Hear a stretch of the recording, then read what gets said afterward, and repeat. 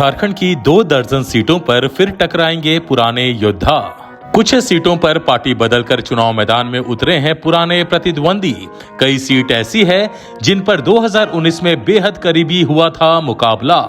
नमस्कार, आजाद सिपाही के खबर विशेष में आपका स्वागत है। मैं हूं राहुल सिंह। झारखंड की 81 सदस्यीय विधानसभा के छठे संस्करण के लिए 2 चरणों में होने वाले चुनाव के मुकाबले की तस्वीर लगभग साफ हो गई है। राजनीतिक दलों द्वारा प्रत्याशियों की घोषणा के बाद नामांकन दाखिल करने का काम भी तेजी से चल रहा है। 13 नवंबर को होने वाले पहले चरण के मतदान के लिए नामांकन भरने का काम अगले 24 घंटे में पूरा हो जाएगा, जबकि 20 नवंबर को होने वाले दूसरे चरण के मतदान के लिए नामांकन दाखिल करने का काम चल रहा है। झारखंड विधानसभा का यह चुनाव बेहद दिलचस्प और रोमांचक होने वाला है, क्योंकि इस बार अधिकांश सीटों पर मुकाबला सीधे होने के आसार हैं। मुकाबले में एक तरफ सत्तारूढ़ इंडी गठबंधन के घटक दल हैं, जिनमें झामुमो, कांग्रेस, राजद और भाकपा माले शामिल हैं। दूसरी तरफ विपक्षी एनडीए है, जिसमें भाजपा, आजसू, जदयू और लोजपा आर शामिल हैं। इस चुनावी मुकाबले को त्रिकोणीय या बहुकोणीय बनाने के लिए कई दूसरे दल भी मैदान में उतरे हैं, लेकिन कुछ एक को छोड़कर उनकी मौजूदगी का कोई खास असर पड़ता नहीं दिखाई दे रहा। इसके साथ ही इस चुनाव की सबसे खास बात यह है कि विधानसभा की करीब 2 दर्जन सीटों पर मुकाबला पुराने प्रतिद्वंदियों के बीच होगा। हालांकि कई सीटों पर उन चेहरों ने नई पार्टी का दामन थाम लिया है। पुराने प्रतिद्वंदियों के एक बार फिर मुकाबले में उतरने के कारण यह विधानसभा सीट चर्चित हो गए हैं। क्या है इन 2 दर्जन सीटों का चुनावी परिदृश्य और मुकाबले की तस्वीर, बता रहे हैं आजाद सिपाही के विशेष संवाददाता राकेश सिंह। झारखंड में विधानसभा चुनाव को लेकर मुकाबले की तस्वीर धीरे धीरे साफ होती जा रही है। राजनीतिक दल सीट शेयरिंग के बाद प्रत्याशियों के चयन का काम पूरी कर चुकी है। सत्तारूढ़ इंडी गठबंधन और विपक्षी एनडीए के घटक दलों की तरफ से प्रत्याशियों की सूची भी जारी की जा चुकी है।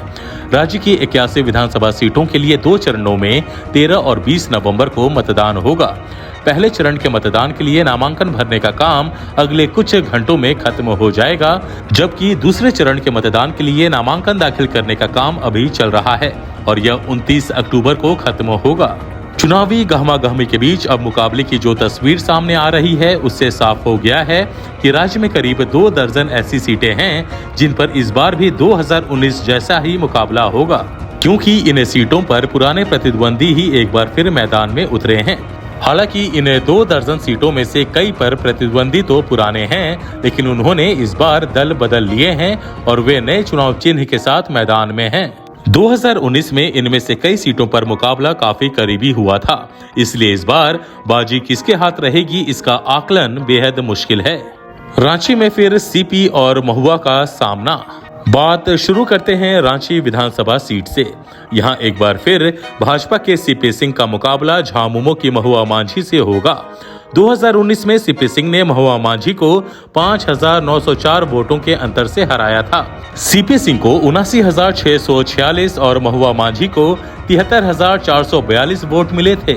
हटिया में फिर टकराएंगे नवीन और अजय। राजधानी की दूसरी विधानसभा सीट हटिया में एक बार फिर 2019 की कहानी दोहराई जाएगी। भाजपा के नवीन जायसवाल एक बार फिर कांग्रेस के अजय नाथ शाहदेव से टकराएंगे। 2019 में नवीन ने अजय को 16,264 वोटों के अंतर से हराया था। नवीन को 1,15,431 और अजय को 99,167 वोट मिले थे। खिजरी में राजेश और राम कुमार के बीच टक्कर। राजधानी की तीसरी सीट खिजरी में भी 2019 जैसा मुकाबला ही होगा। यहां कांग्रेस के राजेश कच्छप को चुनौती देने के लिए भाजपा ने एक बार फिर राम कुमार पाहन को उतारा है। पिछली बार राजेश कच्छप ने 83,829 वोट लाकर 78,307 वोट लाने वाले रामकुमार पाहन को 5,459 वोटों के अंतर से मात दी थी। रामगढ़ में फिर 2 देवियों का मुकाबला। इसी तरह रामगढ़ विधानसभा सीट की तस्वीर भी 2019 जैसी ही है। आजसू की सुनीता चौधरी के सामने एक बार फिर कांग्रेस की ममता देवी हैं, जिन्होंने 2019 का मुकाबला 28,718 मतों के अंतर से जीता था, लेकिन बाद में अदालती आदेश के कारण उनकी विधायकी चली गई थी।